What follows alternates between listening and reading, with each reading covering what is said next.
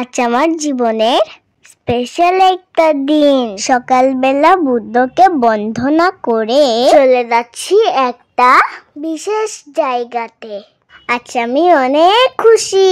বাকি ভয়েসটা আমার মাম্মাম দিবে। সো হ্যালো এভরিওয়ান, রূপকথা তো বলেই দিল যে আজ রূপকথার বিশেষ একটা দিন। আপনারা হয়তো অনেকেই বুঝে গেছেন যে আমরা এখন কোথায় যাচ্ছি।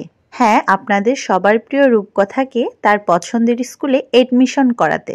রূপকথা অনেক করে চাইতো যে সে এই স্কুলটাতেই পড়বে। সো ভিডিওতে হয়তো আপনারা স্কুলটার নাম অলরেডি দেখে ফেলেছেন।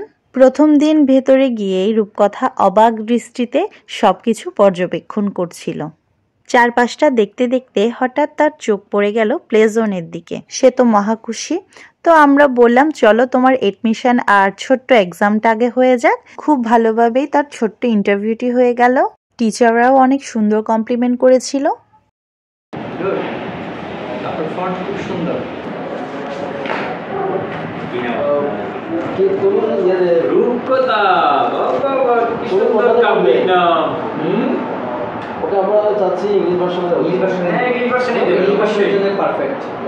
সো আপনারা হয়তো বুঝতে পেরেছেন টিচাররা ওকে খুব পছন্দ করেছে।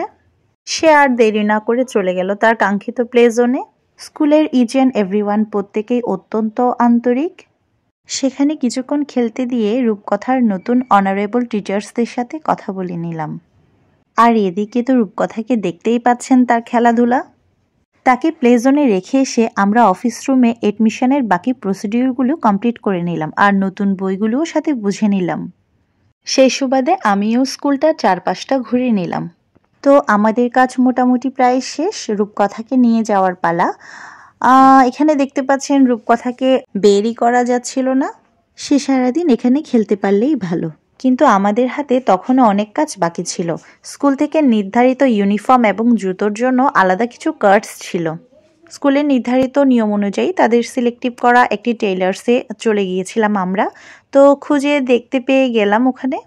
রূপকথার ইউনিফর্মের মাপটা নিয়ে নিল। সবাই দেখুন সে কত খুশি। খুশির কারণে সে এক জায়গায় নির্দিষ্টভাবে দাঁড়াতেই পারছিল না। প্রচুর লাফালাফি করছিল আর বলছিল সাথে করে আজ ইউনিফর্মটা নিয়েই যাব। টেইলার মামার মাপামাপির পর আমরা চলে গিয়েছিলাম রূপকথার স্কুল শুয়ের জন্য তাদের সিলেক্টিভ করা স্কুল শুর দোকানে।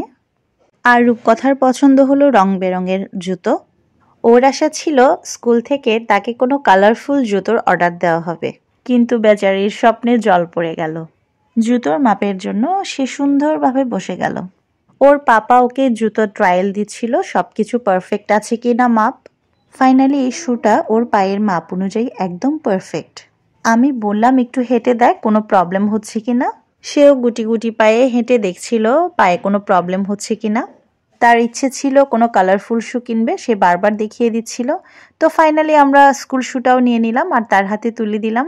এ ছিল রূপকথার জীবনে নতুন অধ্যায়ের গল্প। সবাই রূপকথার জন্য দোয়া এবং আশীর্বাদ করবেন।